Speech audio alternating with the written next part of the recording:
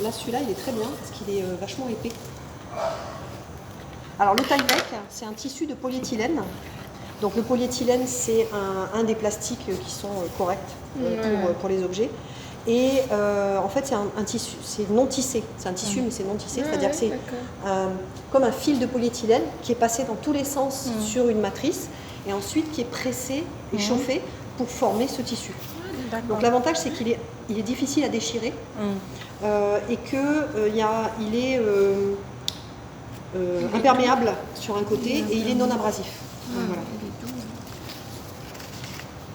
Donc là, j'essaye de mettre le côté non abrasif du côté de la... Parce qu'il y a un côté qui est non abrasif et un côté qui l'est un peu moins.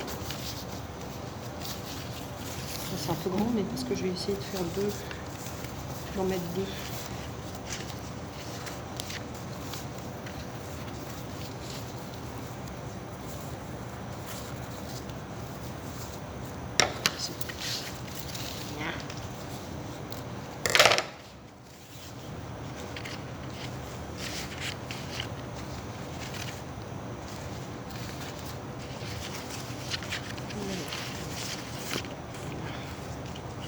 Éviter de faire des machins.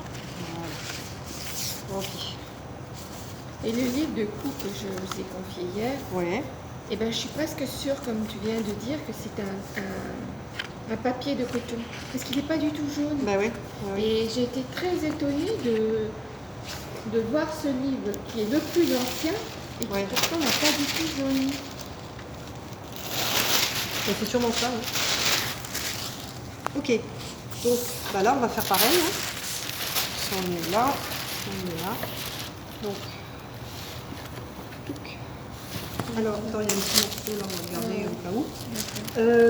Là, tu as des trucs. Est-ce que tu veux les garder ou pas? Est-ce que sur des livres comme ça, on a le droit de coller? Non. Normalement, non. Normalement, non.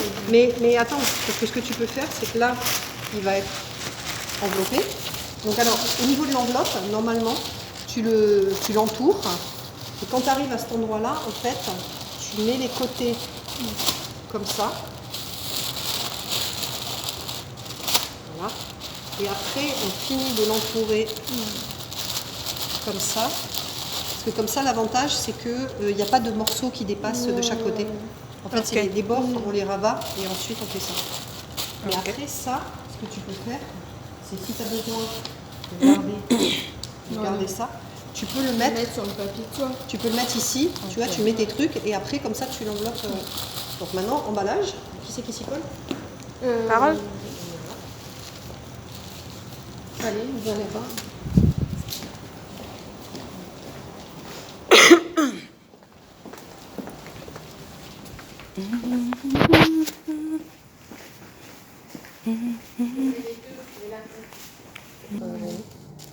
Ok, donc.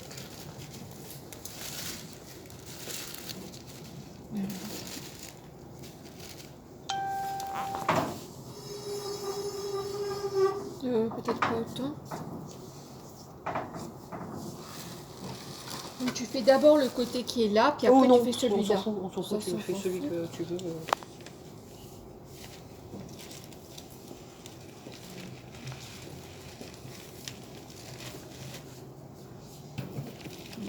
C'est le moins possible.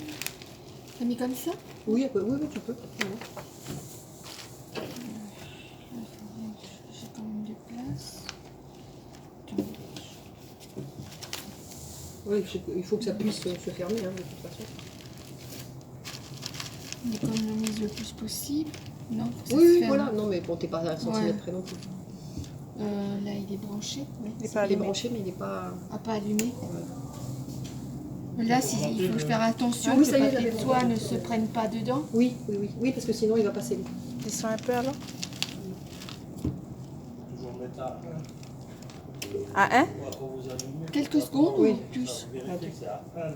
Oui, quand on allume. Oui. Mais après, là, c'est bon. Ah oui, d'accord. Oui, donc en fait, quand vous éteignez, il faut mettre à 1, éteindre. Ah, ok. Il faut redescendre quand on l'éteint et après le remonter. À 4 à 5. Donc là, moi, ça m'a... Non, c'est pas entièrement, donc refais une fois. Quelques secondes. 5 secondes. De toute façon, là, le setting, il est sur 5 secondes. Ça veut dire que de toute façon, il ne va pas chauffer plus de 5 secondes. Je sais pas, j'ai l'impression que c'est pas chauffé au bout, là, tu vois. Bah, peut-être parce que tu appuies pas en entier. Faut pas hésiter à appuyer, mais Fort. pas trop fort, mais pour que ça soit sur... Voilà. Pour que tout le truc, voilà, soit... Après, tu le refais une deuxième fois, si jamais tu as un doute. Ouais, c'est bon. C'est bon. Voilà. Donc là, je le mets là. Sachant que tu peux aussi déplacer la soudeuse si jamais au niveau de la taille du livre, faut pas hésiter à adapter le matériel à nos besoins. Quoi.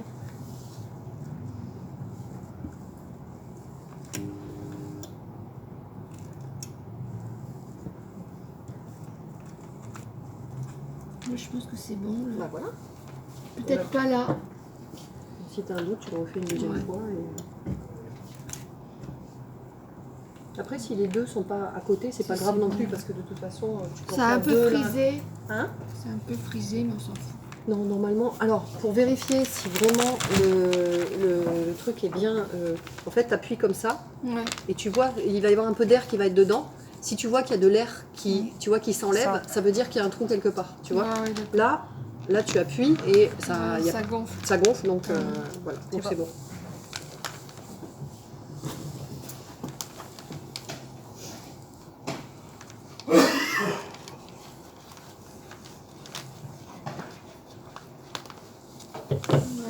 Voilà. Je l'éteins ou je remets à 1? Oui. À chaque fois? Bah, le truc, c'est que ça si on dépend fait pas la le mieux, chaîne, à la rigueur, quoi. c'est que vous les envoyez tous et Voilà, vous les fassiez voilà. après, comme ça, ça voilà. Ouais. Et donc, du coup, voilà. Et c'est 5 secondes. Hein. Ok. Et 5 secondes. Ah, super, merci. Je vais l'ouvrir tout de suite. Plastique comme ça pose aucun souci parce qu'ils sont déjà dans des choses sans acide, etc. Donc ça pose aucun problème. Ensuite, tout ce qui est cassette, etc., DVD, ça pose pas de souci non plus. Ceux-là, il faut juste les mettre dans une boîte, une caisse en plastique, etc. Ouais. Là où, en fait, il va y avoir un, entre guillemets, souci, c'est pour toutes ces pièces-là. Voilà, c'est ça. C'est pour tout ça. Oui. Donc, ça a marché. Ouais. Donc, les photos comme ça, d'ailleurs, les photos comme ça qui sont grandes et qui sont... d'ailleurs, il faut qu'on en a en expo qu'il faudrait que je redescende, qui faisait partie de ce fond-là, je suis en train de me dire. Celle-là, ça va être... parce qu'on a presque plus de papier de soie. Idéalement, on va mettre du papier de soie en intercalaire. Entre dans un carton à dessin. Dans un carton à dessin. Alors idéalement, c'est un carton à dessin sans acide, mais on ne va pas en trouver ici, donc de toute façon, voilà. Après, pour les pièces plus petites,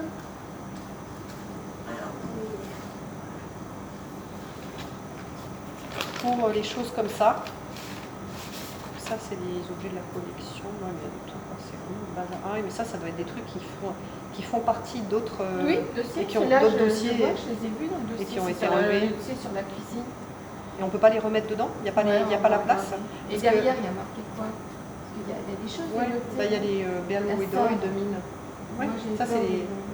oui, mais après, si c'est 2000, alors le problème c'est que là maintenant pour les retrouver ça va être compliqué. Moi je sais, je les ai tous notés.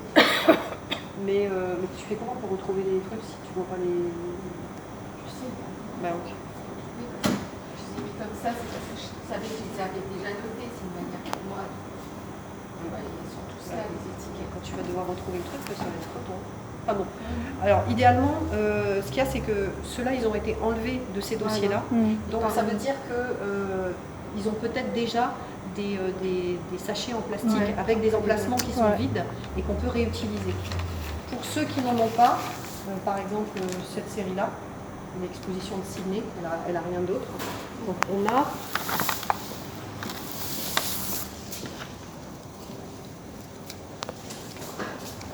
ici, je pensais qu'il m'en restait 3, mais en fait il m'en reste que 2. Non, il m'en reste. On a il n'y a plus de choses en plastique comme ça. Donc en fait, nous, on avait fait une commande pour la collection de cartes postales du musée. Donc ça, c'est du carton sans acide.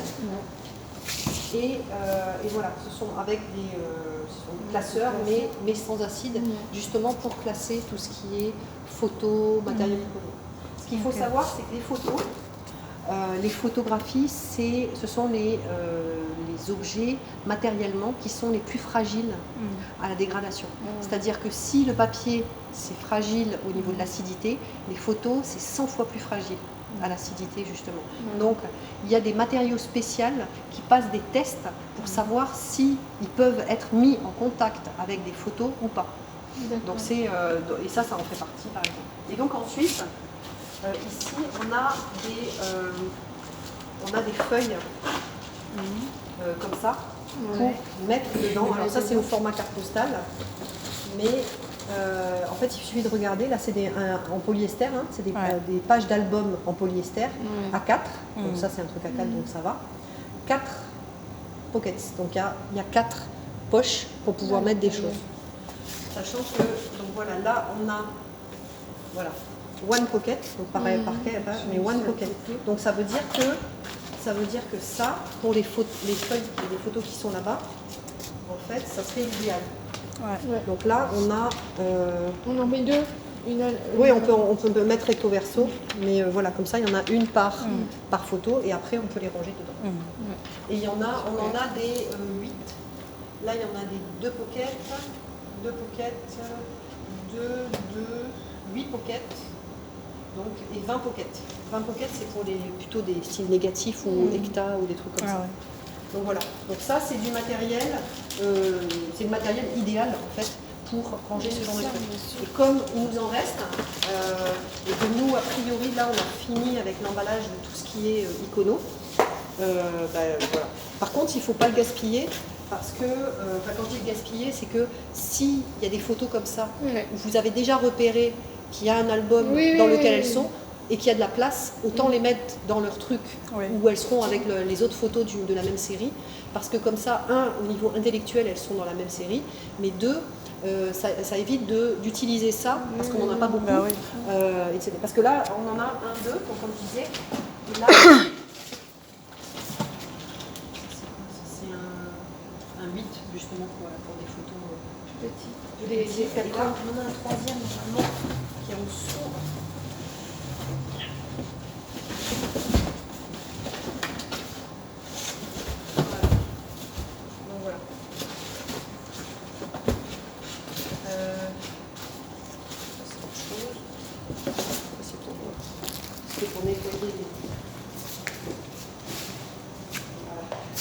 Donc voilà, donc là vous en avez 3, donc c'est mieux que rien, hein, de toute façon.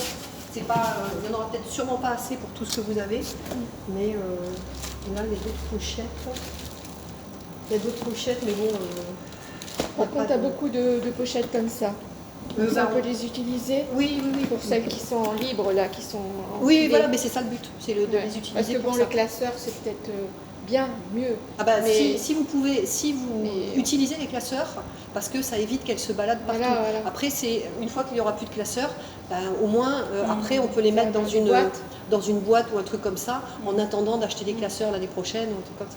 Donc c'est là où il va falloir faire très probablement une commande. Mais une fois que vous aurez déjà travaillé là-dessus, au niveau, tu vois, juste des quantités, ça vous permet de savoir combien vous avez besoin de pochettes de ceci, de pochettes de cela. Moi, si j'ai acheté ça, c'est parce qu'on avait une idée du nombre de cartes postales dont on avait besoin de trucs. Donc c'est pour ça, et j'en ai acheté un peu plus parce que je me suis dit, c'est jamais perdu. Donc voilà. Donc ça, vous pouvez l'utiliser et c'est fait pour. Donc et vous avez, voilà, c'est pas compliqué. Pensez à, comme je disais, ça paraît bête, mais vous pouvez laver les mains régulièrement. Et puis voilà. Pour le papier de soie,